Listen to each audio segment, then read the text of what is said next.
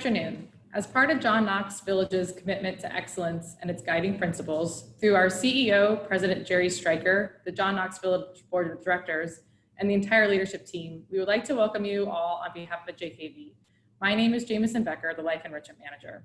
First, I would like to thank you for being here today and sharing your time with us to participate in the first of 6 discussions in our series, Understanding and Closing the Divide, Discussions about Race Relations in America.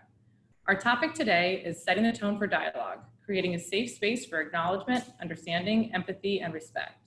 It's my pleasure to introduce today's moderator, Reverend Dr. Bridget Solinger, Director of Spiritual Life here at John Knox Village. Bridget is an ordained minister and licensed Protestant chaplain. As a chaplain, she's able to support people of all faith backgrounds, recognizing their beliefs and values as a person. Her work focuses on a holistic approach to spiritual health, that all components of life and health are interrelated. She has lectured at both the undergraduate and graduate levels on faith, values, belief, and religion, impact individuals and organizational platforms in their response to grief and crisis outcomes. Welcome, Bridget. Thank you. On behalf of John Knox Village, I would like to welcome all of you. We thank you for your presence. Our CEO, Mr. Jerry Stryker, sends his very best for this dialogue today as he's out of town celebrating his father's 90th birthday. He will be sharing in future discussions. Our focus today is how best to create a safe space that acknowledges, understands, and respects differences for these conversations. We have a few housekeeping items prior to beginning. We're going to limit responses to 3 minutes per question so that we can ensure everyone has a voice. And today's discussion is not meant to be a debate. It's a panel discussion of understanding and graciousness, and we will respect all answers from each panel member as you're taking the time to be here to share your expertise for this very important subject. We have selected some questions previously submitted by our residents for each of you, as well as some other related questions. We thank you for your courageousness in sharing this time with us, and by no means want to make anyone uncomfortable. Audience, if you don't hear your question asked here today, please know that we've saved them to be asked for future discussions. The recent killing of George Floyd in Minneapolis catapulted the country into a state of turmoil. It's a part of an ongoing cultural issue in the United States that prompts questions about equality and fair treatment of all races. With everything going on right now, as a community, we want to ask the important questions and talk. On a scale of 1 to 10, most people would rate that they're at about a 9 or a 10 in their discomfort in talking about race relations. So we truly appreciate this dialogue and accept your presence here as a gift of learning for our community. According to the One America Initiative, which was founded in 1997, there are 4 phases to racial dialogue. Phase 1, who are we? Phase 2, where are we? Phase 3, where do we want to be? And phase 4, what will we do as individuals and with others to make a difference? As we begin our dialogue today and through this 6-part series, we'll be adhering to this framework. The main question we come with today is, how do we create a safe space for beginning this dialogue? I'd like to introduce our panel in alphabetical order. First, we have Wendy Bednarczyk, Director of Human Resources at John Knox Village. Wendy has been the Director of Human Resources at JKV for 6 years, with 35 years of experience in employee relations, employment, leadership, communications, and development. She focuses on team building, performance management, and retaining a high-performance work team. Akeem Cedeno, high school leadership educator from North Broward Preparatory School. Akeem is an advocate for social-emotional learning and cultural intelligence in education. He's coordinated, moderated, and presented teacher, staff, cultural awareness, professional development sessions as an integration task force facilitator. Akeem is a 2020 TEDx speaker where he delivered his talk titled, Sparking Potential to Kinetic in Your Life. Sheriff Gregory Toney from the Broward Sheriff Office, originally a Philadelphia native. Sheriff Toney holds a degree in criminology and a master's in criminal justice from Nova Southeastern University, where he's worked as an adjunct professor for 8 years. He served as a leader of the Broward Sheriff's Office since January 2019. And Marsha Wilson, a Florida licensed mental health counselor and behavioral health clinician supervisor at Smith Community Mental Health, where they provide services to children and adults with mental health needs. She is also an adjunct professor of undergrad psychology and graduate level mental health practicums and internships for Trinity International University. Again, welcome and thank you to all of you. I'd like to direct our first question to Marsha Wilson. Marsha, to get people to share in discussions in a way that's comfortable, what or where would you suggest as a starting point for dialogue?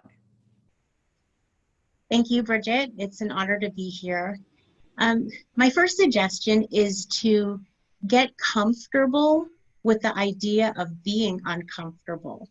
So understanding that discussions on race relations and culture differences can really be uncomfortable. But I encourage people to challenge themselves to step out of their comfort zone and embrace being uncomfortable for that particular moment.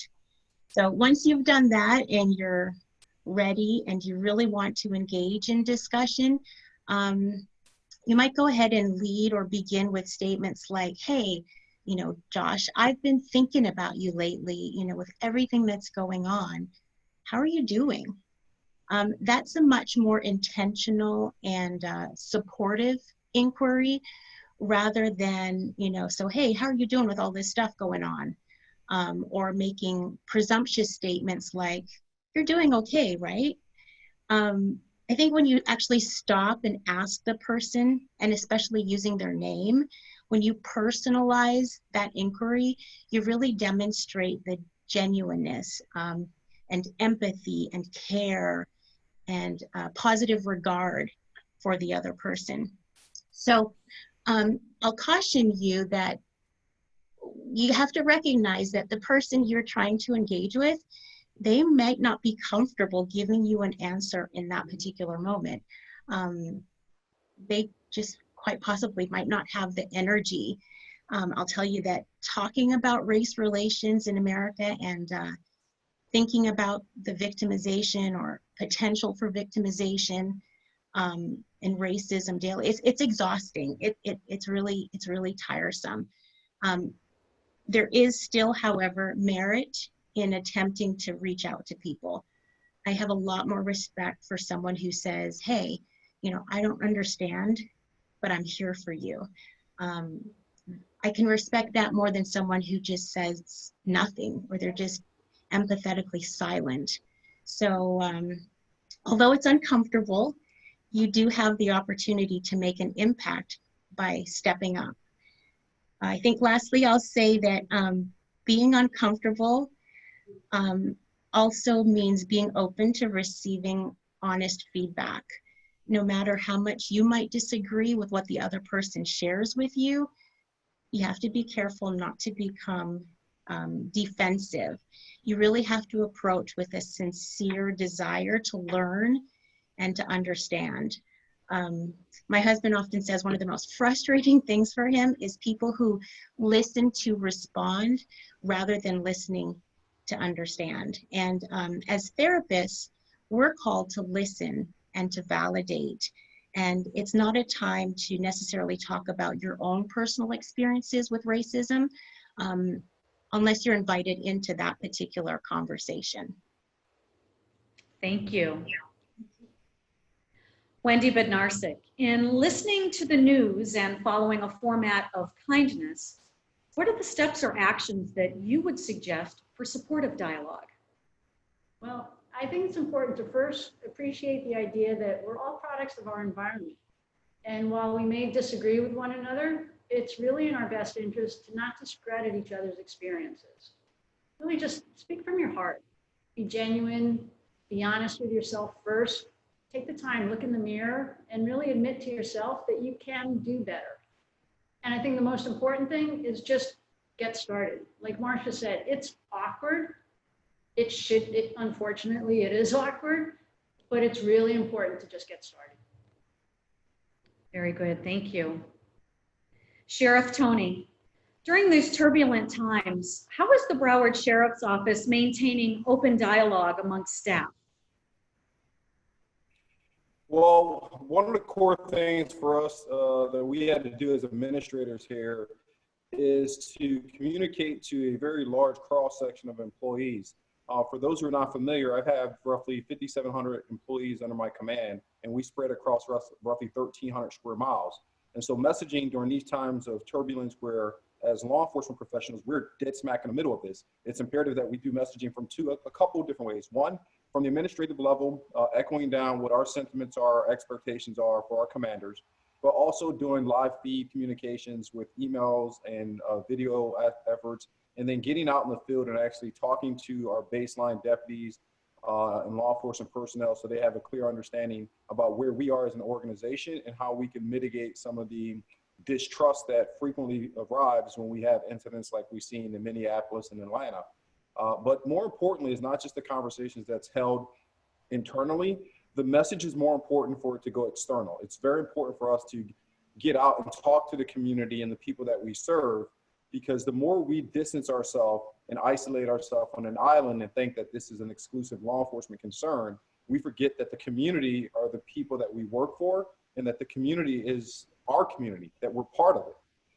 And so we've been working on a lot of different things, not just as a byproduct of the horrific, murder we've seen outside of the state, but knowing that anytime these type of incidents transpire, there's a ripple effect where we lose trust in the community, and it doesn't have to even happen in the state of Florida.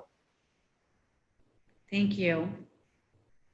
Akeem, how do you cultivate an understanding with your students about equality and sensitivity to other cultures and to people of different socioeconomic backgrounds? Well, thanks for having me. I think that when you transfer this conversation over to an educational setting, everything that's already been discussed still applies. And we have to not be afraid of what's happening and the discussions that we have to have and really frame them regardless of what subject you teach or what's happening on the campus. You really have to make a good faith effort to intertwine what's happening on the outside with whatever type of programming you're trying to get across. Science, math, reading, everything can be seen through the lens of cultural intelligence.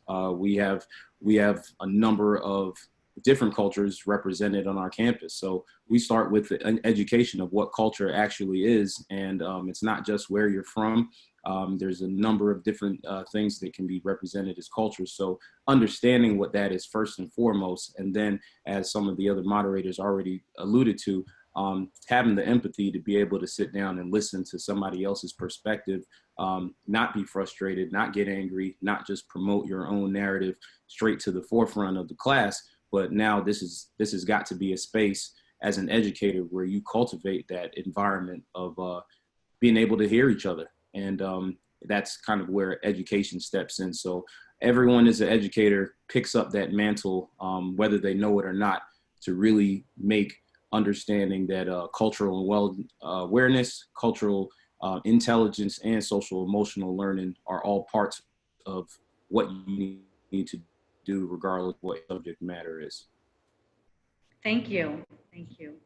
Wendy, as an HR director of an organization of over 800 employees, 69% of them being Black, what is your approach in beginning these conversations and having internal, courageous discussions? Like I said before, just getting started. These discussions are really necessary. It's a matter of engaging people of color, Black, brown, African American, and white. Engage everybody in these important conversations, learning about one another, finding things in common with one another, and really embracing our differences. I can speak from what I did.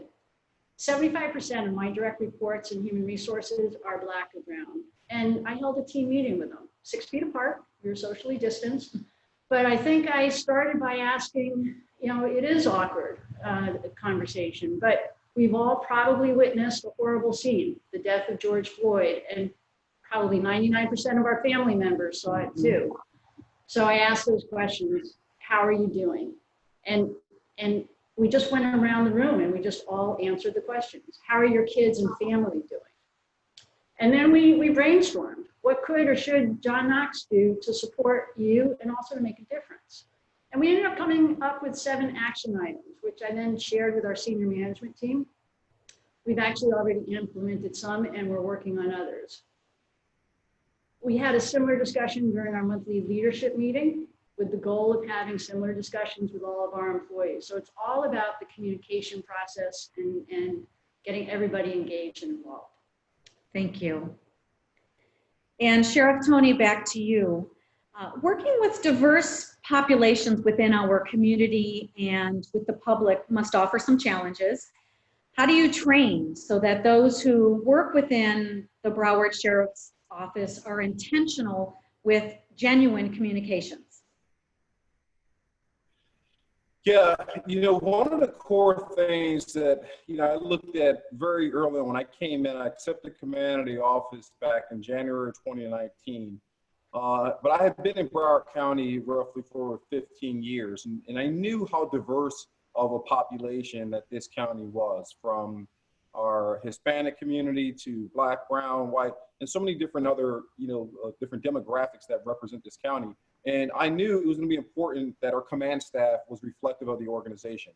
And so one of the things I did was to break the cultural norm of bringing in 30, 40 people with me and promoting them. Instead, I promoted from within the agency. And within the time frame of 18 months, we created the most diverse command staff in 105 years. Our leadership looks like Broward County.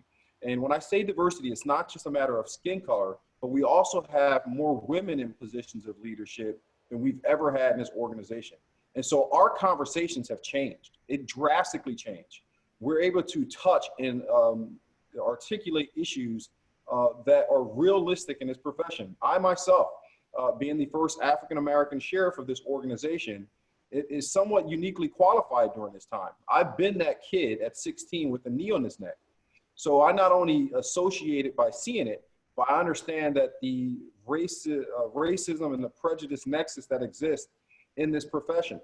And we have to be honest about that. I remind my command staff and the men and women that serve under me that it wasn't too long ago that this very uniform in which I'm honored to wear was used during the civil rights movements to oppress people of color from rights that are afforded to them. And so we have a long-standing history and culture here that we have to change. And by just diversifying the organization, our conversations are better. The programs that we're initiating are more sensitive to what the community needs are, from launching a neighborhood support program last year, involving the community on a much more intimate basis where we're not responding to calls, we're not responding to 911, but we're going out into our cities, we're going out into our community and condominiums and figuring out what are the things that are unique about your specific population. I said it earlier, Broward County is roughly 1,300 square miles, 30 plus cities. And it's not all a cookie cutter approach. The problems that exist in Weston are totally different than those in Pompano. And those in Pompano are different than those in Deerfield. And the only way that you're going to discover what those issues are is to be out of your cars in the community before 911 is ever dialed. And so we've had a lot of progress in those areas. And I think so long as we continue to expand that approach and be proactive about these issues, then we should be building a better relationship. Another thing we did last year was to really, to the other side of your question, is to really introduce training that is culturally sensitive to the issues that we're facing. I've invested $1 million in racial equity and implicit bias training. This was called for from Broward County residents for years on time, saying we want the law enforcement personnel to understand the cultural dynamics that exist and the true racial plights that Black and brown people go through, because it will ultimately sensitize people to have a better understanding, like Marsha had alluded to, and therefore we are much more receptive to the things that are occurring and not quick to be judgmental or do things that are just a matter of fear. We typically fear what we don't understand. So if we can build a better understanding about all these real things that exist when it comes to racism and prejudice, I think we are all going to be in a better setting. And that program for racial equity and implicit bias training, I'm very proud to say this. When I spoke to my colleagues, the chiefs of police, all of them signed up and agreed that we're going to do this collectively so every officer goes through the training and accounting. Excellent, thank you. Akeem, what challenges do you face as an educator at a private school with a predominantly affluent and largely white population? I think the main thing that that actually, and this is not unique to a school like ours or any other school around the country, is making sure that everyone that is in your population is represented and doesn't feel marginalized. It can be very easy at anywhere where there's a vast majority of one type of person or somebody that everybody that looks the same, where the people on the outskirts that don't share in that same demographic can be unintentionally marginalized, and bringing light to the fact that, hey, that is actually an issue. Trying to be open with the fact and trying to show that the majority needs to understand that that's an issue, despite your best efforts. I would say that on our campus, we don't intentionally marginalize, but marginalization takes place. So we really have to get to the root of that piece, and starting from our administration on down, to understand that we can't be unconsciously not responsive to the fact that we have true marginalization that takes place. So this can happen in any type of culture, in any type of school setting. And really, if you have the backing of your administration, that they're willing to look at themselves and make sure that in their practices, whether it be hiring, whether it be anything that they disseminate amongst the school, is seen through the lens of, am I making sure that the decisions that I make are not marginalizing anyone, and am I making sure that there's a voice for everybody that's represented in the community? So when we talked about empathy before, and when everybody is operating through that empathetic lens, through that social emotional lens that is difficult for people to see at times, then we have a chance of making sure everything within our school system is being worked on through that lens. And now we can have a chance at generating some of the same type of people that everyone is talking about right now, that are empathetic, understanding, able to ask the questions and be direct about the issues that are taking place, and not just glance over them as issues that don't apply to me or the majority, so they must not need addressing. Very good, thank you. Marsha, you talked about dialogue and beginning the discussion. How might we be sensitive and mindful to the impact that our words have on others? I would say first thing is to realize that not all Black and brown people are experts on how to dismantle racism. That's a presumption that could be made. And then with regard to sensitivity and mindfulness, I want to talk about how that relates to the Black Lives Matter versus All Lives Matter conflict. There's been a lot of analogies or explanations that demonstrate how countering the Black Lives Matter statement with All Lives Matter can still be received as offensive. The example that's been easiest for me to share or to understand is that, think of it as when you're supporting a specific cause, like cancer or heart disease. You're not inadvertently saying that all other ailments within the body are not important, but at this moment, the focus needs to be on that cancer. So, reasonably thinking people do not debate whether or not all lives matter. Of course they do. But when you see hundreds of thousands of people of all colors participating in peaceful protests in support of Black lives, it is because that this is where their primary focus needs to be in this moment. Black Lives Matter is a movement to grow awareness and help people to understand the experiences that Black and Brown people encounter on a daily basis, really. I would say I also encourage people to do some soul searching and take like an introspective look at yourself, and even solicit honest feedback from others about some of the things you might say or do that could be perceived as insensitive or even subtly racist. You know, if your goal is to support and to be a better friend, or in the case of our viewers, to be a better resident, you want to take the time to develop some of that self-awareness and think about the things that might come out of your mouth, and, you know, consider, can they be offensive? Could they be hurtful? Do I need to rephrase or maybe not say anything at all? So. Thank you. Thank you. Akeem, going back to education, what role do you think education can and should have in solving the racial and social injustice issues? And kind of a second part to that is, how do we set up our future generations to do better? I'm so happy that this is the highlight and the spotlight is on us as a nation right now in this respect, because I really think, to put it quite frankly, education has probably not been on the right topics for a long time. And what I will say is that, and that's not just from a teacher or administrator standpoint within the school, that's all stakeholders involved. I think we kind of exist in a culture right now within education that says, after you leave K1, 2, 3, now we start really focusing on the subject matter. So math, science, reading, right? And not only the teachers, but also parents, you know, when they're going in to have conversations with the teachers, a lot of times it's about, well, what grade did they make? Especially as you get older and older and older. So we really have to look at education. We spend a lot of time with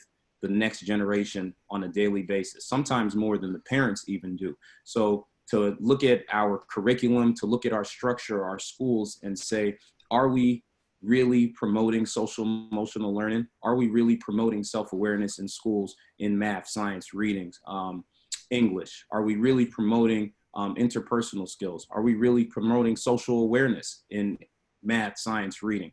So we really got to take a look at education and education reform and take a peek at how are we teaching the whole student.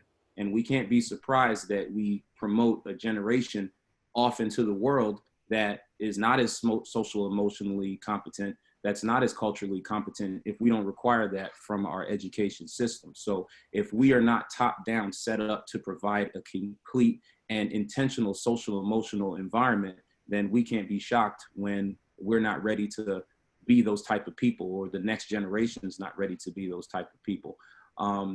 So that's kind of where we need to start. And it's very intentional work. It's not a kind of Band-Aid that you just put some training on. It's a really intentional, systematic shift in education, where every school mandates that we are looking at social emotional learning on the same tier as all the academic advancements that we try to force into our school. I think we then have a chance to try to edit the messaging for the next generation so that we are, they understand that it's more important to be social emotionally competent than just to vault all the academic pursuits to the top of the list. Thank you. Sheriff Tony, in keeping with the theme of doing better and striving to do better, have recent events altered how training is handled for your new officers? Yeah, yes, it has. But it's not just a response to this current time. You know, these are some of the things we have been analyzing and looking at, is how do we better train and make our officers more, you know, culturally aware and sensitive to, you know, the diverse population that we serve. And I'll go back to how we've, you know, committed to having this racial equity and implicit bias training. Well, that was an initiative we saw as going to be a need here in Broward County almost 9 months ago. You know, that means very early on during this administration. And what we are doing now is ensuring that the training is not something that's just a Band-Aid and that we do it this time and then we forget about it. But we have annual practices and training programs that the cultural connectivity stays in existence and stay fresh. You know, recently I was talking to one of my younger deputies, probably about 26 years of age, and we were sharing a conversation about Jim Crow. And he had never heard of Jim Crow. He was unaware of it. And so our conversation turned into somewhat of a history lesson about slavery, from slavery to Jim Crow to segregation, so on and so forth. And I can see, and he was Caucasian, I can see in his eyes that there was a new level of awareness and a new amount of sensitivity he was going to have when he's out in the street, engaging with Black and brown people. But that is only possible through education. You heard Akeem, you heard Marsha say the same thing. And education is not something that is a one and done type of environment. It's a continuation. And for everything that you learn, you can unlearn. So if you have bad habits, if you have prejudice, you can unlearn those things, but you have to bring new tools, new concepts, and new facts into your life and into your, to who you are as an individual. And that's the goal behind our training. It's very unique. It's unlike firearms qualification, it's unlike defensive tactics, where I can teach you a set of skills and you're good. This type of training needs to continue to evolve because our population is constantly changing. And it's not just about, Black people in the community, but the multitude of differences within the Black culture. Because our Haitian brothers and Jamaican brothers, and these are all complexities where the cultures are different. When we talk about our Hispanic community, from our Puerto Rican to our Dominican to our Cuban to our Argentina, it's totally different cultures. So you can't just take one step and say, we did this training, we're good now, we don't need to do it again. It won't work here in Broward County. Thank you. Thank you. Marsha, historically, there have always been vulnerable populations. What would you suggest for us in 2020 to be mindful of when we're working, talking, and sharing space with others? I think I would just really build on what both Sheriff Tony and Akeem have already shared. Really take the time to educate yourself. Netflix, Prime Video, Xfinity, they've all been prominently suggesting videos, documentaries, movies that you can watch and learn about the Black experience. You can read books. For those of you that prefer to read, there's suggested book list. There's a lot of information out there. And even more specifically, study history. Like Sheriff Tony was saying, you may know your own history. Hopefully you know your own history, but I encourage you to learn about other people's history and approach that learning from an empathic viewpoint. Whether you agree with it or you don't, you really kind of have to start and recognize that not everyone's history is the same as yours. So learn about other people's history and see how it really intersects with your own history. I think a lot of people will be surprised to learn that a lot of the pain and disregard that has been inflicted on Black and brown people for centuries, it's just going to be the beginning of learning to understand the trauma and the reason why all of this matters and the reasons why it hurts and why people are protesting and fighting so fervently for social justice. I think also think critically about yourself. How have you benefited from being white? And how do you use those benefits that you've enjoyed to help and benefit others in regards to social justice? Whose ears do you have? Who do you know? Who are persons of influence? Politicians, city officials, anybody. Who do you know that you can talk to and speak to them and ask them what they're doing to promote anti-racism efforts and social justice? So use your own resources to just really learn, understand, educate. Thank you. Thank you very much. We're going to take some questions from our residents, and the first one we'll share and ask Sheriff Tony. Question comes from our resident Frank Schulman. Do you think that large demonstrations make changes in laws?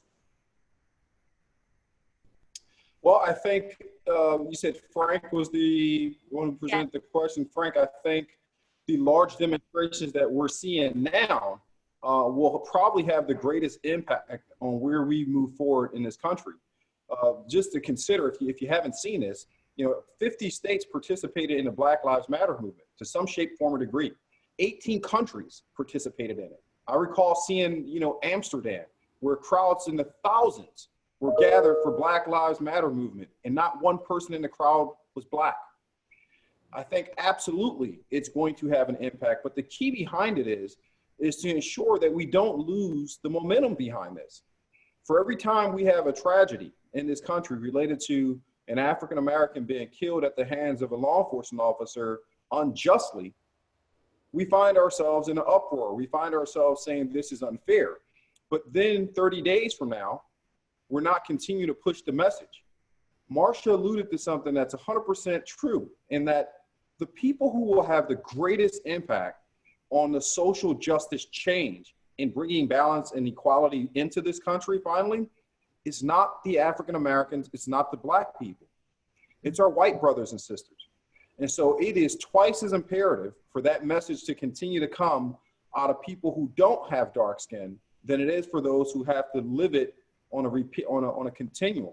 So I think if we push for the appropriate legislation and reform within police practices, if we push for more equality in terms of employment opportunities and social issues that really exist, that always have a nexus between poverty and criminality, these two things go hand in hand.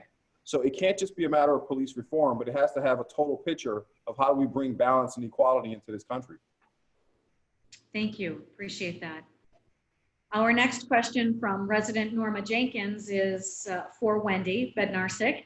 Here at JKV, we are in so many ways cocooned away from the world. Especially during this pandemic, we're seriously limited in our ability to be in the outer community, receiving most of our information from newspapers, magazines, television, and our friends and family. How can we be involved in the actions and conversations required to advocate for the changes that many of us feel need to take place in all of our institutions, not just in policing? Great question, Norma, and thanks for staying in your cocoon. It's really helped John Knox maintain a safe and healthy environment so far. I really applaud everyone who's attending this discussion. This is really a great way to become involved by listening and learning. Talk to the important people in your lives would be a suggestion I have. Talk to our employees, your housekeeper, your dining server, your food deliverer, your maintenance helper, our groundskeeper, your fitness instructor, your aide, nurses, Shabazim, our entire leadership team. Talk to each other as residents. And yes, talk to our politicians. Listen, learn, make a commitment to yourselves to take action. We have a sensitivity training program that we have been offering to our employees that we created back in 2018. And I talked to Michelle, our trainer, and we have agreed that a great opportunity for residents would be to participate in these sensitivity training sessions with our employees. What a great opportunity to have some intergenerational training and for just the engagement between residents and employees. So I will have Michelle send out information about that to everybody. Of course, the classes will be a little bit smaller due to social distancing, but I think that also might enhance the opportunity and the comfort level for people to be really honest during the training session. Also, I'd say participate in volunteer opportunities with our employees and within our community. As things will open up within our counties, we will continue to support our community, both within the hedges and outside of our hedges. So I would say, when you hear about the opportunity to read to the children at Innovation Charter School next door to us, as residents, volunteer to get involved with that. You'll actually see some of our employees' children at the school as well. So again, it's an opportunity to see what we have in common with one another, with employees and with residents. And we talked about it earlier. We have probably over close to 1,700 people within John Knox Village between the residents and employees. We have a great opportunity to really learn from one another and to grow and to take action. And really from what Marsha and Sheriff Tony and Akeem have said, it's time probably to start not necessarily moving from a conversation, but going towards policy changes. So it's great to talk about it, but now it's time to do something about it. So I will encourage everybody to vote, to register to vote this year. Really get your voices heard, and that's something that we can all do within our community. Excellent, thank you.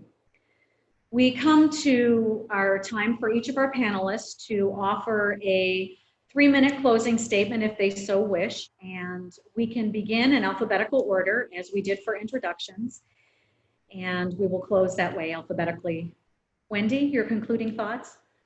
So actually, there are 2 words that come to mind when I think about things lately. One is it's very unfortunate, and one is encouraged.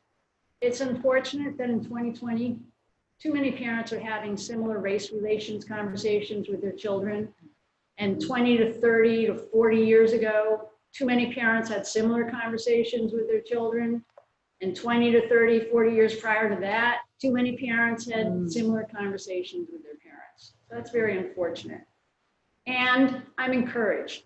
I'm encouraged because there have been significant changes throughout all these years. I'm encouraged because I work in an environment where many of our incredibly strong, talented, passionate employees and residents are really interested in being better and taking action to impact changes. And I really look forward to our journey together. And I so appreciate this panel and this time to learn and to start our internal process here at John Knox. Thank you. Akeem? I just want to say I thank you for this opportunity. I've learned so much here with everyone here, and I really hope that this is, as Sheriff Tony said, an opportunity to keep the momentum and keep rolling. The thing that I would say, and I'd leave everyone with, is I recently bought a shirt that said "The change starts with me," and I know that in my own circles, in my own family, that there's work to be done to generate the kind of empathy that we're expecting everyone to have on both sides of this conversation that exists in our culture right now. So I ask myself what that looks like in my circles, in my day-to-day life, in my sphere of influence.